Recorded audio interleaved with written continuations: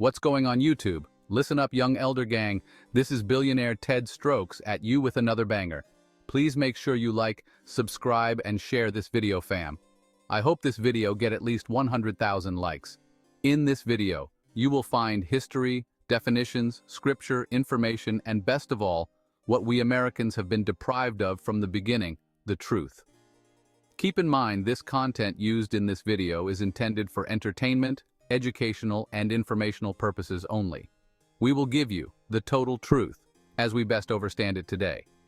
Be sure to hit that like button, young elder gang. Hit that subscribe button if you're new to the channel. Hit that bell, and don't forget to check back with us every day for new content. Lo, woe unto all who fall victim to the venom of this deception of Musaylimat. Yet 22 years later, the real Prophet Muhammad was born. His father Abdullah died at age 82 in the year 578 AD, the same year of his birth. This left his grandfather, Abdul Muttalib, also called Abu Muttalib. Abu Muttalib gave thanks to the Most High and named him into the charge of Halima, daughter of Abu Du'aib. The Meccans, who are often able, sent their children to be raised in the clean, pure air of the desert, to be reared among the black tents, houses, camels of the Bedouin Arabs. The foster child grew healthy and strong, possessing great physical strength and a sound mind. In the year 575 AD, Muhammad returned to the home of his grandfather and his own mother. A year later, Amina died, and the child's care was left in the hands of his grandfather Abdul Muttalib only. Within 2 years, the child was again visited with sorrow by the loss of his grandfather. Thereafter, Abu Talib, Muhammad's uncle, became his guardian. As he grew into a young man, Muhammad accompanied his uncle on a trading trip to Syria. The rabbis, kisihin, and merchants recognized and acknowledged him as the fulfillment of the prophecies of the old prophets. Attempts were made to carry him off to foreign lands, but Abu Talib was always careful to protect him from harm. Muhammad gained a widely acclaimed reputation for his honesty and integrity. The people of Mecca called him Al-Amin, the faithful, and Al-Sadiq, the trustworthy. Muhammad was a short, broad-shouldered man with a dark, shiny face, full, thick beard, and a direct descendant of Abraham from his wife Hagar, the daughter of Imhotep, who begot Ishmael, who begot Kedar, who begot Galib, who begot Luay, who begot Amir, who begot Murrah, who begot Kilab from the Najran Tribe, who begot Abid Manaf, who begot Hashim, whose clan's name was changed to Quraysh, who begot Abdul Muttalib, who begot Abdullat, Muhammad's father. The descendancy of Muhammad is one of nobility and power, whose ancestors built and maintained the Kaaba, which was passed down from father to son until his coming. Upkeep of the sacred temple passed to the tribe of Kedar, Ishmael's second son, and then from tribe to tribe until it fell into the hands of the children of Kinana. After the ascension of Ishmael, his son Nabat took charge of the sacred temple. The sons of Ishmael and the sons of Nabat were living in Mecca at the time with their grandfather, Mudad, son of Amr, and their maternal uncles of Juram. They had traveled from Yemen with the Keturah people, their cousins, and each had settled at opposite ends of the town. The clan of Juram, who were not the offspring of Ishmael, assumed full authority in Mecca and began to abuse their power. Their power weakened, and Manaf, son of Kinana, along with Gushan of Khuzaa, drove them out.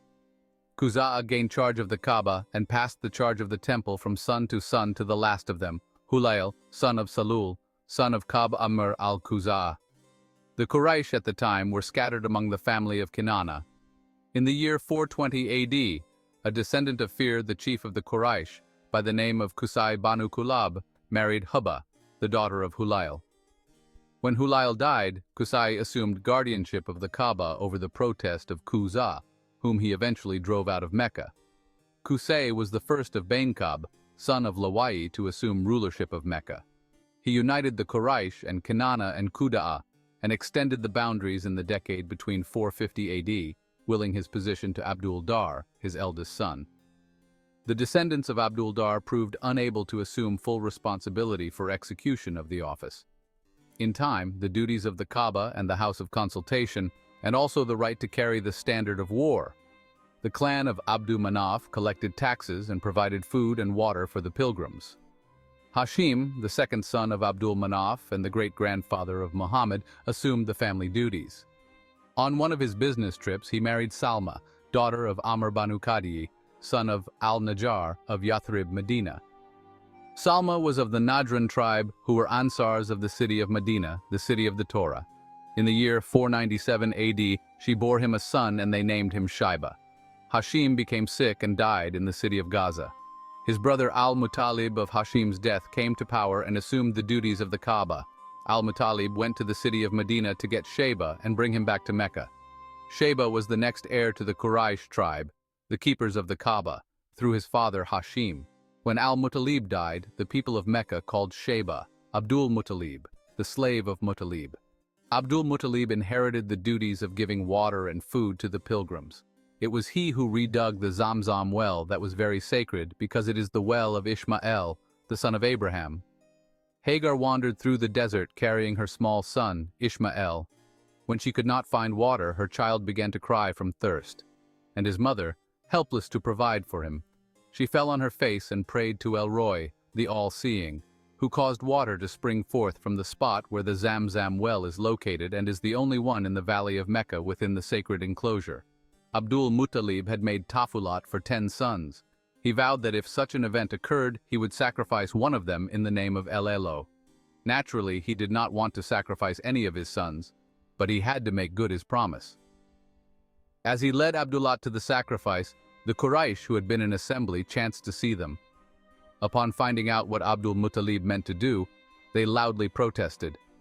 They advised him to seek the counsel of a sorceress in the Hijaz region of Arabia, who told him to offer blood money that was 10 camels among the Quraysh in the place of his son. She told him to cast lots for the money and Abdullah, and it fell in his favor. Some months later, Abdul-Muttalib accompanied Abdullah to the house of Wab, son of Abdul Hanaf, son of Zubra, son of Kilab, son of Murrah, son of Kab, son of Lawai, son of Ghalib, son of Fir, to claim Wab's daughter, Amina, as his wife. Her mother was Bara, daughter of Abdul Uzza, son of Uthman, son of Abdul Dar, son of Kuzai, son of Kilab, son of Murrah, son of Kab, son of Luwai, son of Ghalib, son of Fir. This woman knew of the prophecy which told of a prophet that would rise from among the people and born of the seed of Abdullah. The prophet was to come through the tribe of Judah. Judah was the only remaining tribe of the 12 tribes of Israel who was spared, namely, Reuben, Simeon, Levi, Issachar, Zebulun, Dan, Joseph, Benjamin, Naphtali, Gad, Asher. Judah was to protect the seat of prophethood of Israel until Shiloh came, who was Muhammad. All of the Israelites went astray, except a remnant of the tribe of Judah and the Midianites, who fell under the covenant of the Ishmaelites. A scepter would be passed from a descendant of the tribe of Judah by the name of Bilaal, at which time the responsibility for keeping the law passed from the Israelites to the Ishmaelites. Bilaal was born in the year 555 AD of the Danakil tribe and resided in land of Al-Habasha or Abyssinia. He was aware that Moses had told the children of Israel that a prophet would be born in Arabia and the scepter would be passed to him. Bilal's mother was Hamama, and his father was Rabbah, son of Naufal, who was the son of Asad, who was the son of Abdul Uzza, the keeper of the original Torah, books of Moses, who was the brother of Abid Manaf, whose son was Hashim, whose clan was changed to Quraysh, who was the father of Abdul-Muttalib, making Bilal a relative of Muhammad.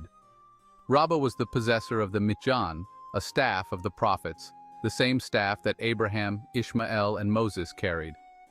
It was destined for Bilal to pass the scepter from the tribes of Israel to the tribe of Ishmael.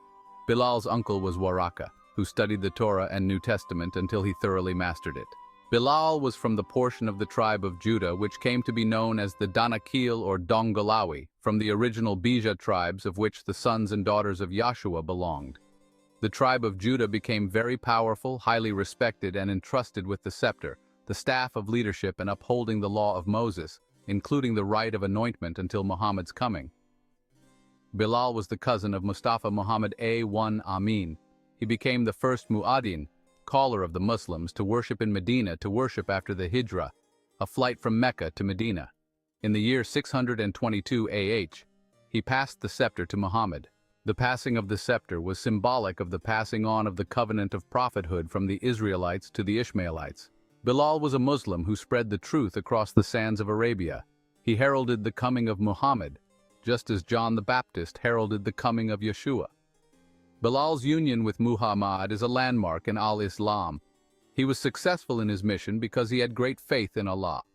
Al-Islam was Bilal's way of life. He was not converted. He was born into the law of Moses, for as a Judahite of royal bloodline he was raised in Mosaic law. Thus, he was always a Muslim and adhered to Al-Islam. He did not subtract or add to this divine way of life. Bilal was of the tribe of Judah, out of the house of Jacob. It was his job to fulfill the prophecy of his forefather, Jacob. This was Bilal's mission to pass the scepter of prophethood from the Israelites to Shiloh, who is Muhammad. This fulfillment brought about harmony in Al-Islam. The tribes of Israel and Ishmael again became united through Bilal and Muhammad. From birth, Bilal was reared to complete his mission. Bilal was born with the light of truth in his black eyes. The illuminating light his eyes gave off puzzled everyone, even his parents. As Bilal grew, his father realized he was a special child and groomed him for the old prophecies and what they meant. His father saw to it that he was well learnt in the laws of the scriptures. Bilal's father, Rabah, was the keeper of the scepter, and also a learnt man. He kept the scepter hidden in a secret place. When Bilal reached the age of 13 and had taken his bar mitzvah, he assumed religious duty and was considered an adult. After which, Rabah gave Bilal the scepter destined to be passed on in fulfillment of the prophecy. When Bilal acted as mu'akhdin, Umar heard him in his house, and came to the apostle dragging his cloak on the ground, and saying that he had seen precisely the same vision. When Imam Ali passed away, Bilal refused to become a follower of Muawiyah. He decided to settle in Syria, where he became a governor of Damascus. Bilal then left to Medina, where he had met two grandsons of Muhammad. Together they asked Bilal to call the adhan for the next daylight hour. He could not refuse their request. Before the following daylight hour, Bilal ascended the minaret and called the adhan. Bilal would only call the adhan for the followers of Amirul Mu'minin Ali. They were the only ones who kept the basic tenets of A1 Islam. Bilal was now elderly and his close companions aided him up the minaret. Then in the midst of a great silence burst once again the mighty voice of Bilal, chanting the adhan as it was called in the days of Muhammad. So sweet was his voice that it touched the people's souls and brought tears to their eyes. Bilal passed away in the year 641 AD. He was 90 years old at home in the comfort of his bed. Bilal remarried when he was in Syria. He had 5 sons and 3 daughters. His descendants are the blacks who inhabit Morocco today. His burial place was Aleppo, Damascus. His tomb became one of the principal landmarks for many centuries. After the passing of the scepter to Muhammad, Bilal, his 2 wives and their sons migrated to Morocco, where they settled. This is where your black Moroccans descended from.